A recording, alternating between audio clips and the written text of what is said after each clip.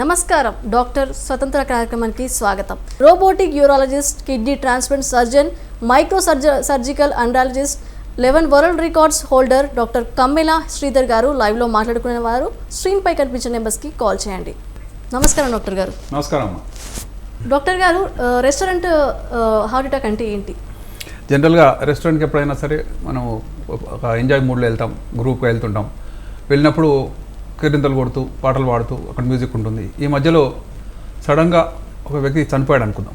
అందరు యంగ్స్టర్సే, almost 25-35 years age వాళ్ళు. చనిపోతే అయ్యో ఇతనికి హార్ట్ అటాక్ వచ్చింది.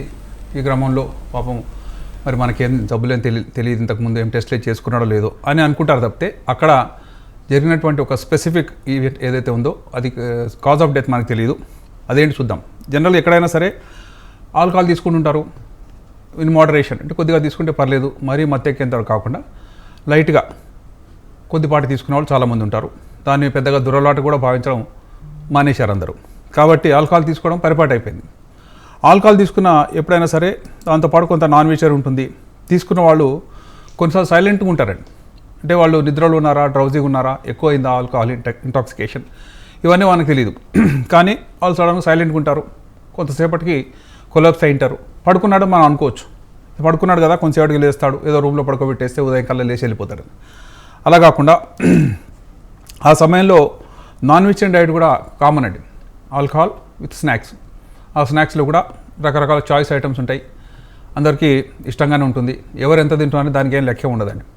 అయిపోయిన కొద్దీ తెస్తుంటారు, గ్లాస్ అయిపోయిన కొద్దీ నింపుతుంటారు. అదే సెలబ్రేషన్ అని కూడా అనుకుంటారు. అయితే ఈ నాన్ వెజ్ డైట్ తీసుకోవడంలో ఆల్కహాల్ రెండింటి కాంబినేషన్లో కొన్ని ఇబ్బందులు ఉన్నాయి. అవి చూద్దాం. ఎవరైనా సరే ఆ తీసుకున్న క్రమంలో ఈ పీసెస్ అన్నీ కూడా కొంచెం పెద్దగానే ఉంటాయండి. మరి చిన్న సైజు కాకుండా మీడియం సైజ్ పీసెస్, కొంతమంది లెగ్ పీసెస్, వీటన్నిటిని కూడా ఇష్టంగా తీసుకుంటుంటారు. తీసుకున్నవాడు సడన్గా ఒకసారి ఇట్లా కొలాప్స్ అయ్యాడు అనుకుందాం. అయ్యో ఎందుకు అయ్యాడో ఏంటో తెలియదు, అతనేం చెప్పడు, ఛాతీలో నొప్పిందని చెప్పడు, ఎవరికేమో వార్నింగ్ లేకుండా కొలాప్స్ అయ్యాడు. ఆ తర్వాత వాడు కొంత టచ్ చేసి చూస్తే పల్స్ లేదు, తర్వాత హార్ట్ బీట్ లేదు. డాక్టర్ పిలవాలంటే అది రెస్టారెంట్, అక్కడేం పెద్దగా మెడికల్ అటెన్షన్ ఉండదు. తీసుకెళ్ళేటప్పటికి చనిపోయాడు అంటారు. అరే ఇదేంటి ఇలా చనిపోయాడు, ఇంత మంచి ఒక యానివర్సరీయో లేకపోతే ఏదో ఫంక్షన్ చేసుకుంటే క్రమంలో ఒక వ్యక్తి చనిపోవడం విషాదకరమే. కానీ దాని కారణాలు ఏంటి, నిజంగా హార్ట్ అటాకే వచ్చిందా లేదా రెస్టారెంట్లో ఇంకేమైనా కొత్త జరిగిందో చూద్దాం. ఈ క్రమంలో అతనికి ఆటాప్సీ చేశారు, అంటే పోస్ట్మార్టం చేశారు. చేసినప్పుడు ఏం జరిగింది, అతని గొంతు భాగంలో ఇది నాన్ వెజ్ మటన్ పీస్ అండి, ఇది చాలా పెద్దదిగా ఉంది. గొంతు కట్ చేసి చూశారు ఏం జరిగిందని. అంటే అందులో ఒక పెద్ద పీసు అక్కడ ఇరుక్కొని ఉంది. అందువల్ల అతను గాలి తీసుకోలేకపోయాడు, ఒక్కసారిగా చోక్ అయ్యాడు. చోక్ అయిన విషయం చెప్పలేడు, ఎందుకంటే అతని గొంతులో మనకు స్వరపేటికి పనిచేయాలంటే గొంతులో ఖాళీ ఉండాలి. గాలి వైబ్రేషన్ వల్ల మనకు మాటలు వస్తున్నాయి. ఇతను ఆల్కహాల్ తాగి ఉన్నాడు, మత్తులో ఉన్నాడు. ఆ క్రమంలో పెద్ద పీసే తిన్నాడు.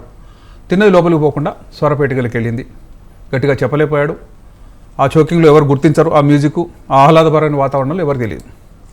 మరి ఇలా జరిగితే ఏం చేయాలి అనుకుందాం. ఒక వ్యక్తి చనిపోతున్నాడు, లేకపోతే సడన్గా చోక్ అయినట్టుగా కానీ గాలి ఆడినట్టుగా కానీ గిలగిలు కొట్టుకుంటున్నట్టుగా మనం చూసినట్లయితే ఏం చేయాలి? అదేంటి అంటే అతని గొంతులో ఉన్నటువంటి ఏదైనా పీస్ తట్టిందో మనకు తెలియదు, ఎందుకంటే మనం కూడా గొంతులో చూడలేము.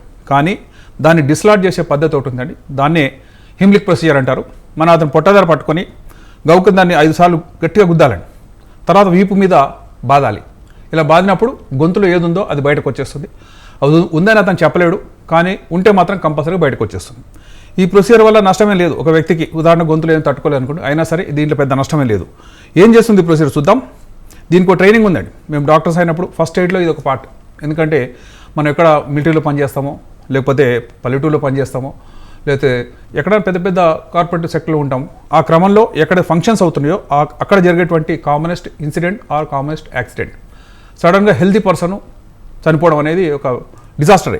దీన్ని తప్పించే అవకాశం ఏమైనా ఉందా అని అంటే ఎస్. ఏ వ్యక్తి అయితే ఆ విధంగా గిలగిలు కొట్టుకుంటున్నాడో లేదా గాలి తీసుకోలేకపోతున్నాడో, మన వైపు చూస్తున్నాడని ఏమి చెప్పలేకపోతున్నాడో అంటే లోపల ఏదో తట్టినట్టే లెక్క.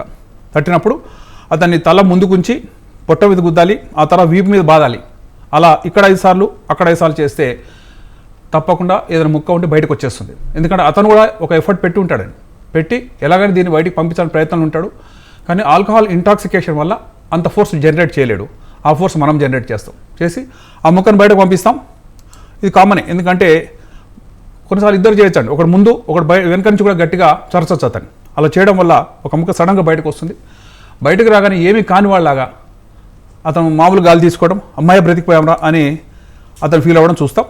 కొంతమంది ఇలా పట్టుకుంటారండి, అంటే గొంతు దగ్గర ఏదో ఆగింది, గట్టిగా తట్టింది కానీ మనం డిస్లాట్ చేయలేకపోతున్నాం, బయటకు తేయలేకపోతున్నాం. అది కూడా క్లాసికల్ ఎగ్జాంపుల్. ఆ వ్యక్తి చనిపోయే ముందు చేసేటువంటి ఆ సైన్, దాన్ని గుర్తించి దానికి ఈ విధమైనటువంటి చర్య హిమ్లిక్ ప్రొసీజర్ కనుక చేసినట్లయితే బ్రతికే అవకాశం ఉంది. మన గొంతులో ఎలా ఉంది సిస్టమ్ చూద్దాం. ఈ స్వరపేటిక అండి పైన ఎపిగ్లాట్స్ అని ఉంటుంది. మనం అన్నం తినేటప్పుడు ఇది మూసుకొని అన్నవాహికలో పంపిస్తుంది, మనం గాలి తీసుకునేటప్పుడు ఇది తెరుచుకొని గాలి లోపలికి పంపిస్తుంది. కాబట్టి ఈ చిన్న వాల్వ్ మన ఆల్కహాల్ ఎక్కువగా తీసుకోవడం వల్ల అది సరిగా పనిచేయకపోవచ్చు. అందువల్లనే మనం తిన్న ఆహార పదార్థాలు స్వరపేటికలకి వెళ్ళచ్చు. ఇది ఇంకొక సైన్ అండి, ఛాతి మీద ఇట్లా పట్టుకుంటాడు. ఇది చూస్తే ఎవరైనా హార్ట్ అటాక్ అనుకోవచ్చు. ఎస్, హార్ట్ అటాక్లో ఇలాగ పట్టుకుంటారు. ఇతను లెఫ్ట్ సైడ్ పట్టుకున్నాడు. జనరల్గా హార్ట్ అటాక్ అయితే లెఫ్ట్ సైడ్ పట్టుకుంటారు, పోనీ ఎక్కడ పట్టుకున్నా పర్లేదు. కానీ ఇలా పట్టుకున్నాడంటే అతను ఆల్కహాల్ ఇంటాక్సికేషన్లో ఉంటే, అతను కనుక నాన్ వెజిటేరియన్ కానీ పెద్ద పెద్ద పీసులు తింటే మనకు తెలుస్తూనే ఉంటుంది. మనం కూడా అదే చేస్తున్నాం కాబట్టి దాన్ని బయటకు పంపించే పద్ధతి తప్పనిసరిగా ఎఫెక్టివ్ ఉంటుంది. ఈ స్వరపేటికలో ఉన్న ఈ చిన్న అమెరికన్ తెలియకపోవడం వల్ల చాలామంది చనిపోతున్నారు. ఆ చనిపోయిన వాళ్ళు రక్షించే క్రమంలోనే, ఉదాహరణకు సింగిల్ వ్యక్తి ఉన్నాడు అనుకుందాం, కొంతమంది ఇంట్లో కూడా తాగుతుంటారండి, చక్కగా స్నాక్స్ నాన్ వెజ్ తీసుకుంటారు. పిల్లలు భార్య పిల్లలు కూడా వేరే ఉండొచ్చు, వాళ్ళకు కూడా పెద్దగా తెలియకపోవచ్చు. కానీ ఇతను కనుక గొంతులో అలా జరిగిందంటే మరి ఎవరిని పిలవలేడు, ఎవరు మనం చూడలేదు. కాబట్టి ఆన్ ద స్పాట్ మనం కుర్చీ వెనక్కి జరిగి మన పొట్టను గట్టిగా గుద్దినట్టయితే నోట్లోనే బయటకు వచ్చేస్తుంది. ఆ తర్వాత బ్రతికి బట్ట కడతాం. లేని పక్షంలో తప్పకుండా చనిపోవడం జరుగుతుందండి. ఆ జరిగిన దాని కారణాలు పెద్దగా ఎవరు ఎతకరు, ఎందుకంటే ఇలా సస్పెషన్ ఏం లేదు. ఇంట్లో ఆల్కహాల్ తాగుతూ ఒక మనిషి చనిపోయాడు, అవును చనిపోవచ్చు అండి, ఏదో కారణాలు అనుకుంటాం. కానీ ఇది ఒక రివర్సిబుల్ అండ్ అవాయిడబుల్ యాక్సిడెంట్ అనే విషయం తెలియదు. కొన్నిసార్లు పిల్లలు కూడా చిన్న చిన్న పేపర్ని కొనుక్కుంటారండి. ఇప్పుడు ఆరెంజ్ బిళ్ళలు దొరుకుతాయి, కొంచెం పెద్దగా ఉంటాయి, పిల్లలు చిన్నగా ఉంటారు. వాళ్ళు చప్పరిసి సడన్గా చోక్ అయ్యి చచ్చిపోతారండి. లేకపోతే ఆ సమయంలో గుర్తించకపోతే ఏం జరుగుతుంది అంటే డెత్ అవాయిడ్ చేయడం ఎలా అంటే, బిడ్డని ఈ విధంగా తల కిందికి పెట్టి ఛాతీ దగ్గర అదిం పట్టాలి, బయట ఈ బ్యాక్లో కొట్టాలి, తల మీద కొట్టకూడదండి, బ్యాక్లో కొట్టాలి. మన స్కాపులా అంటే వింగ్ బోన్స్ ఉన్నాయి, ఆ రెండింటి మధ్యలో గట్టిగా 4-5 సార్లు కొడితే తప్పకుండా బయటకు వస్తుంది. గ్రావిటీ వల్ల, ఈ ఫోర్స్ వల్ల, బిడ్డ అప్లై చేస్తున్న తన యొక్క ఎఫర్ట్ వల్ల ఇది బయటకు వస్తుంది. ఇది తెలియని పక్షంలో ఆ బిడ్డ చనిపోతుంది. మేము చూసామండి మా నేబర్స్ దగ్గర, ఒక పిల్లాడు ఇలా జరిగితే తల్లి ఆ బిడ్డని తల పైకి పెట్టి తన ఛాతి మీద గట్టిగా అదిం పట్టుకొని అతను హాస్పిటల్ దాకా తీసుకెళ్ళింది, అక్కడ చనిపోయారని చెప్పారు. అదే ఆమె కనుక తెలుసుంటే ఆ బిడ్డను తల కింద చేస్తే ఆ బిడ్డ నోట్లో ఏముంది అంటే లెమన్ ఒక చిన్న పెప్పర్మెంట్ బిళ్ళ దొరికింది, అంటే ఆ బిడ్డ చనిపోయిన తర్వాత గొంతులో అది ఉందని తెలిసింది. కాబట్టి ఇవన్నీ సింపుల్ అవాయిడబుల్ యాక్సిడెంట్స్. ఇది తెలిసినట్లయితే ఇవన్నీ గుర్తుంచుకొని రెస్టారెంట్కి వెళ్ళొచ్చు, ఆల్కహాల్ తాగొచ్చు, లేక నాన్ వెజ్ తినొచ్చు, దాని వ్యతిరేకం కాను. కానీ ఇటువంటి విషయాలు జరిగినప్పుడు ఆ మాత్రం నాలెడ్జ్ ఉంటే మన సొంత వాళ్ళని కానీ మన ఫ్రెండ్స్ని కానీ రక్షించే అవకాశం ఉంటుంది. అందుకే దీన్ని రెస్టారెంట్ హార్ట్ అటాక్ అంటారు. రెస్టారెంట్లో ఎవరైనా సరే సడన్గా కొలాప్స్ అవుతుంటే ఈ ప్రొసీజర్ చేయండి. చేసినా సరే బతకలేదనుకోండి, then of course medical attention కావాలి. నిజంగా అతనికి వేరే కారణాలు ఉంటే వాటి ట్రీట్మెంట్ మాత్రం తప్పకుండా తీసుకోవాల్సి ఉంటుంది.